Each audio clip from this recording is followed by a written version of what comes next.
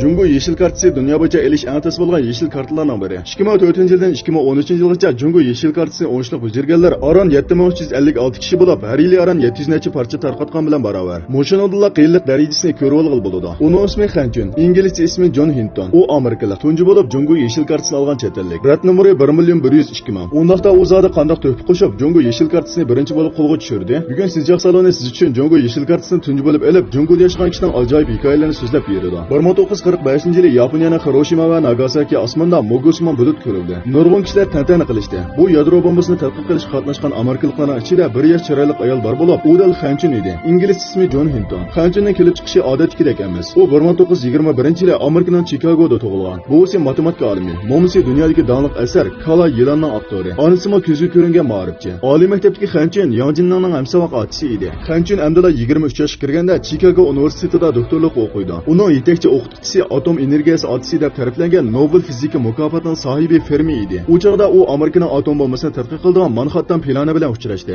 Ayni chog'da bu plan qatnashish fursati bor ayollar sanoqli edi. Bunday yosh ayollar taxmi oz edi. Uning istiqboli cheksiz bo'lib, Nobel mukofotiga erish ehtimolligi bor edi. Mo'shundoq yaxshi istiqbolga ega tursa, u nima uchun yana Jungoga keladi? Shuni bilish kerakki, u chog'lardagi yangi Jungo texi ozod bo'lmagan. Iqtisodiy orqada qolgan. Kambag'al ham qaloq edi. 1945-yili Amerika Yaponiyaning Hiroshima, Nagasakiga atom bombasi tashladi. Sansizlagan fuqarolar ko'z yumib ochqicha tuproqqa aylanib ketdi. Xanchun o'z qo'li bilan yasagan atom bombasini vayron qilish xarakterlik oqibatini ko'rgandan keyin o'ziga bo'lgan cho'nqur gumon patqiqiga petib qoldi. U o'zining fan tadqiqot natijalarini eng oxirida harbiy tarafga kapitalistning bijinoyat qo'l chumoqchisi bo'lib qolishni o'ylab boqmagan edi. Bu uning insoniyatning baxtini ko'zlashga maqsadi bilan tamoman o'xshamaydi. Gangrab qolgan paytda u aksiya va bulg'usiyning ta'siriga uchrab, Iroq Jungoga nisbatan kuchli qiziqish paydo bo'lishga boshladi. Ammo u chog'da bir amerikalikning Jungoga kelishi oson emas edi. Undaqda u Jungoga qandoq kelgan? Yeri bilan Yanzo Burullar yaxshi do'st bo'lib, ular amerikalik ilg'or yoshlar edi. Edgarning g'arbga safar xotirasi 5 yulduzli qizil bayroq Jungoni yuritdi. Ular uchun butunlay yangi nazar doirini ochib berdi. Rivoyatlardagidek Jungo ularni jalb qildi.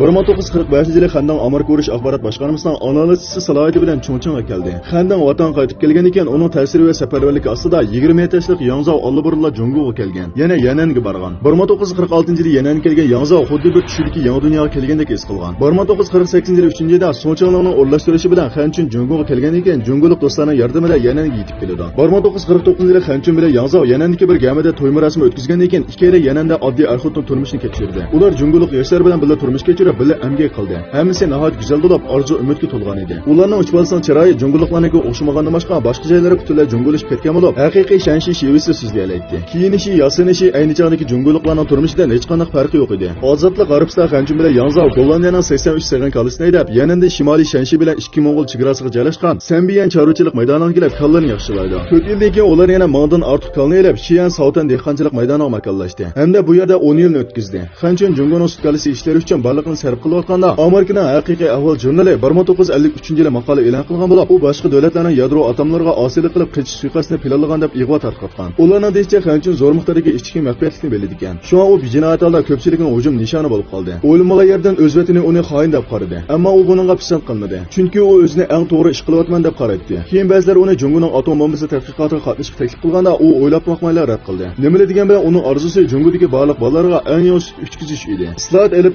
ish kechirilgandan keyin Xanchun bilan Yanzo Shiyandan 30 necha tuyoq kala elib, Beijing Shohi Shavonjongga kelib boqmachilik maydoni qurdi. Ikkala orlab vataniga qaytgan bo'lsa, faqat boqmachilik ishlari uchun shunday qilgan. Ilg'or sut kalisi boqmachilik saymonlarini setib ololmasa, ular o'zlari rasm chizib, o'zlari yasadi. Ikkisi nihoyat tejashlik edi. Ammo azaldan sutning suftiga saxta suv aralashtirmadi. Xanchun men Jungolik bolalarning hammasidan sut ichishini umid qilaman degan. Necha 10 yildan buyon ularning seyir zavodi izchil a'lo sifatlik, sap yuqori mahsulotlar, to'van sarfiyatlik bo'lish bilan butun mamlakatga tonilgan. Nurg'un 80-90-yillarda tug'ilgan Beijinglik bolalarning hammasi ularning uydagi sutni ichib cho'ng bo'lgan. Xanchun va Yanzo sut kasbini qilayotgani 50 necha yil bo'ldi.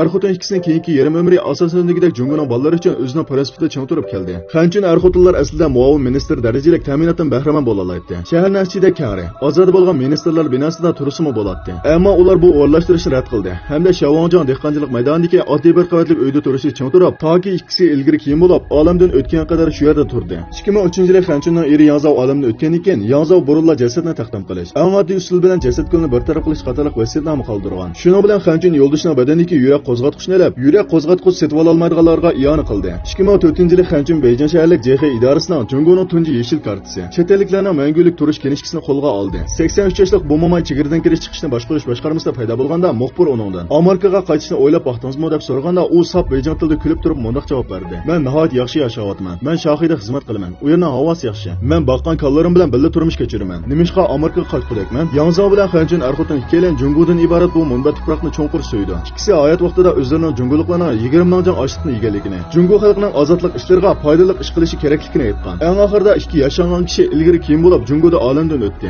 Hamda Kaliforniyasga dafn qilindi. Xanjun Jungoning seyir naslini yaxshilash ishlari uchun hayotini sarf qildi. Uning tadqiqoti muvaffaqiyat keldi, Jungoning bu jihatdagi texnik bo'shliqni to'ldirdi. Keyin u seyir sohasidagi Yuanlongpong deb nom oldi. Oxirida bu ulug' Jungoning do'stiga ehtiromimizni bildiramiz. Bu son mazmun musha yerda yaqqashdi. Mazmun yarg'an bo'lsa, yulduz belgisini bosib qo'ying.